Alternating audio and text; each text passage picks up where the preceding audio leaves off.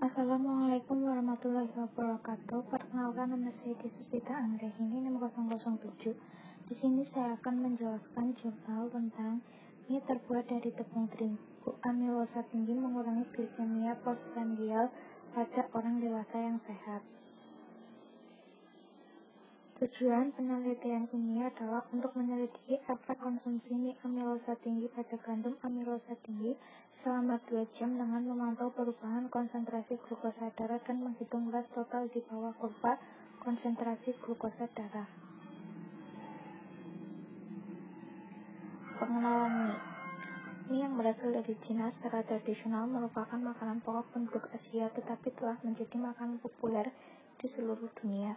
Ada berbagai macam mie Asia berbahan dasar gandum yang biasanya dibuat dari gandum halus, tetapi bervariasi dalam hal formulasi, ukuran, bentuk, dan metode pemrosesannya. Konsumsi beberapa jenis mie seperti mie instan dapat merugikan kesehatan.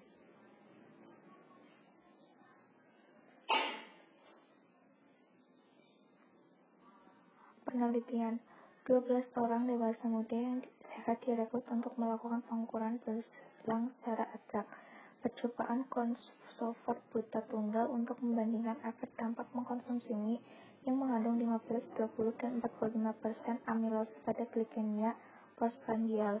Konsentrasi glukosa darah puasa diambil melalui sampel darah tusuk jari.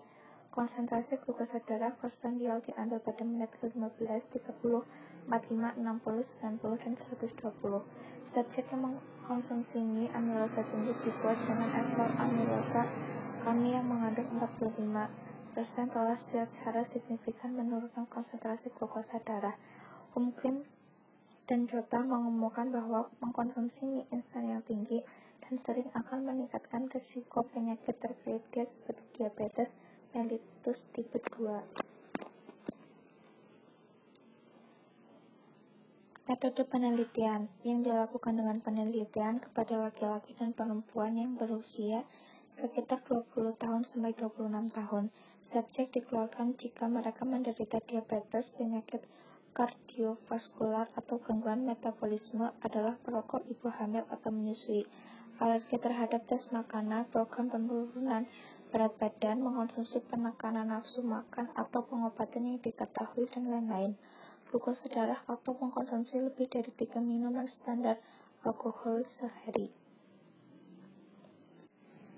Subjek disajikan makanan mie 180 gram yang disajikan dengan interval mingguan.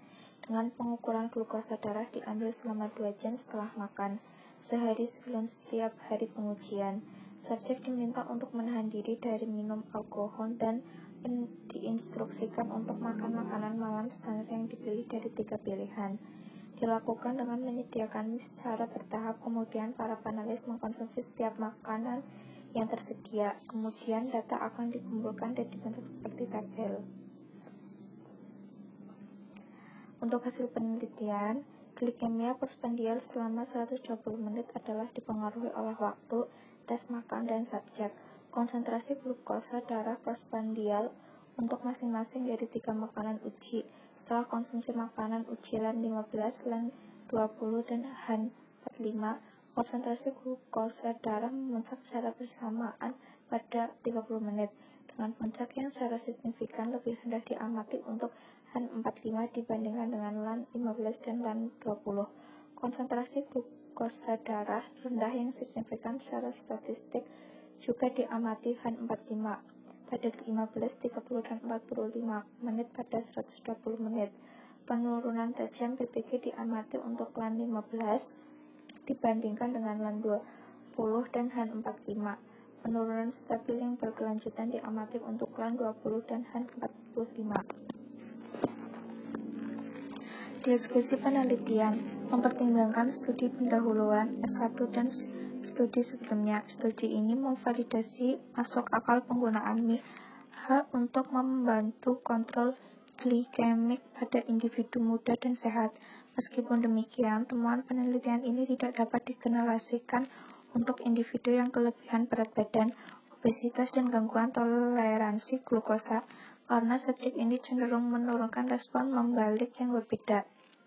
Penelitian selanjutnya dapat menyelidiki efek mie HA pada subjek tersebut.